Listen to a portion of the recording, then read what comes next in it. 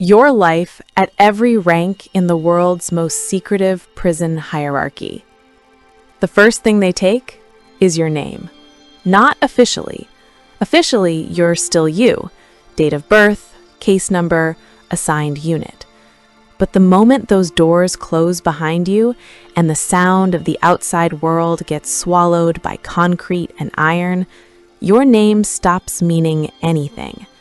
What matters now is where you stand. And right now, you stand nowhere. You are new. And in here, new means nothing.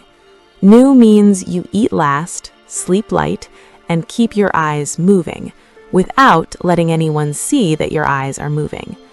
You learn this in the first 6 hours, not from a person, from the air, from the way conversations stop when you walk into a room and restart the second you find a corner. From the way the older men don't look at you, not because you're invisible, but because you haven't earned the right to be seen yet. The block is louder than you expected.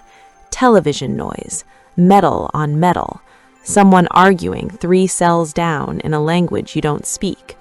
The smell is institutional, cleaning fluid layered over something older, something that cleaning fluid was never going to fix. Your cell is 6 feet by 9.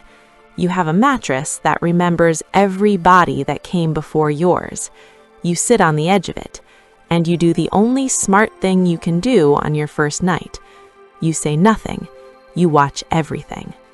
By the end of the first week, you understand the geography. There are tables in the yard that have been owned by the same groups for longer than some of the guards have worked here. There are corridors where you walk on one side and not the other. There are times of day when certain areas belong to certain people. This schedule is never written down, never announced, never enforced by any official authority, and yet it is followed more strictly than any rule in the inmate handbook. You learn it by observation. You learn it by one close mistake on day 4, corrected by a man with a jaw like a cinder block, with nothing more than a look. You don't make that mistake again. The official hierarchy here is simple. Correctional officers, then sergeant, then warden. Cameras, protocols, shift rotations. The real hierarchy is something else entirely. At the bottom, where you are, there are the fish, the newly arrived, the untested, the ones who don't yet know the difference between a favor and a debt. You are one of them. There are maybe a dozen of you from the last intake, and you are already being sorted without knowing it. Sorted by how you carry yourself, by who you talk to first, by whether you ask too many questions or none at all, by whether fear lives in your face or somewhere deeper, somewhere more useful. You learn to move it deeper. The first test comes in week 3. A man named Drago asks you to hold something for him. He doesn't tell you what it is. He hands it to you inside a folded piece of paper during the meal line, and the way he hands it to you means it is not a question. You feel the weight of it in your palm, small, wrapped, dense. Your pulse doubles. You look at him. He is already looking somewhere else. You hold it for 4 days. Nobody searches you. On the 5th day, Drago takes it back, the same way he gave it. He doesn't thank you. He doesn't acknowledge it. But 2 days later, someone moves away from a table when you approach the yard. You sit down, and nobody tells you to move.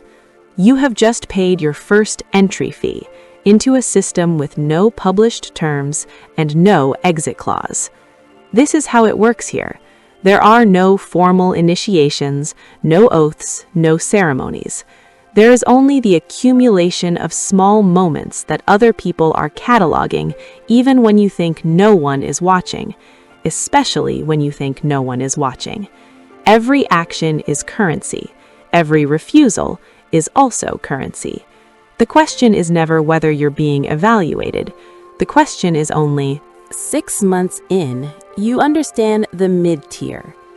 The men who operate here are not the most physically imposing. They are not the loudest. They're the ones who have been here long enough to know where everything is, how everything moves, and who owes what to whom. They are logistics. They are memory.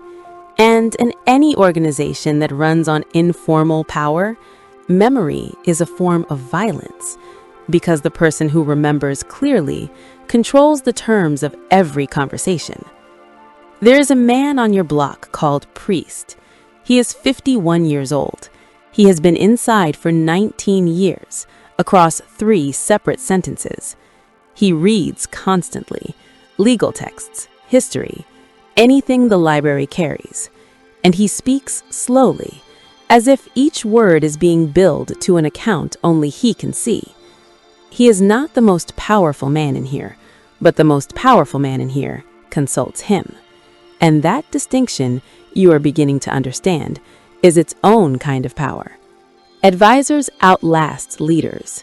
Knowledge outlasts muscle. Priest notices you noticing this. He doesn't approach you. He lets you approach him, which takes you another 3 months to do correctly, because you understand now, timing matters as much as the approach itself. You wait until you have something worth exchanging, not a favor, information. A small piece of information about a dispute 2 blocks over that you witnessed and he did not. You offer it cleanly, without embellishment, without asking for anything in return. He listens. He nods once. Come back when you have something else, he says. You walk away, and for the first time, you feel like you have moved. The middle ranks are where most people stop. This is the comfortable zone. Enough protection to sleep, enough standing to not be a target, enough involvement to matter. Most men stay here. They learn the rules, follow them, bend them occasionally, and the system rewards them with stability. You stay here for 8 months. You learn the supply chains. You learn that everything that moves inside these walls, contraband, information, protection, debt, moves along invisible lines, just like the outside world. There is supply, demand, inflation, credit, enforcement. Only difference? The consequences aren't financial. They are written on skin. You make one serious mistake. You involve yourself in a dispute that isn't yours. You think visibility equals advancement. It doesn't. Visibility without authority creates exposure. You learn this the hard way. You take the consequence, quietly.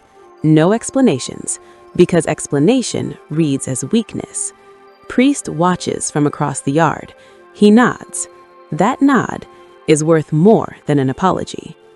In your 2nd year, something shifts. You are no longer tested for loyalty or nerve. Now it's judgment. Can your decisions be trusted? Not just for you, but for others. This is the threshold. Below it, you answer for yourself. Above it, you answer for people. Most people aren't built for that weight. You are given responsibility, not announced, not formal, just placed on your shoulders. A conflict arrives to you, not past you. This is the test. You don't rush. You gather information. You listen to people with nothing at stake. You build a picture. Then you speak. Separately. Never together. Because together means ego. And ego ruins solutions.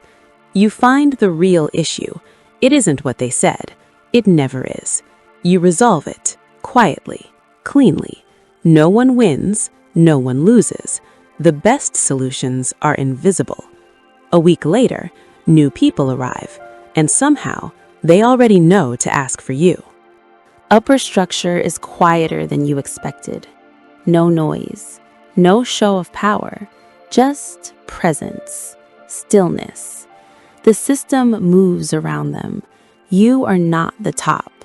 There's a man, Vargas. You've spoken to him twice. 4 minutes total.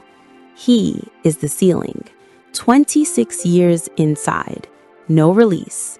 And because of that, he mastered this world completely.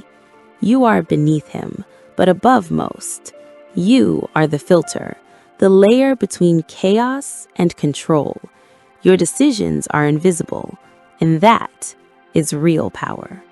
But comfort is dangerous.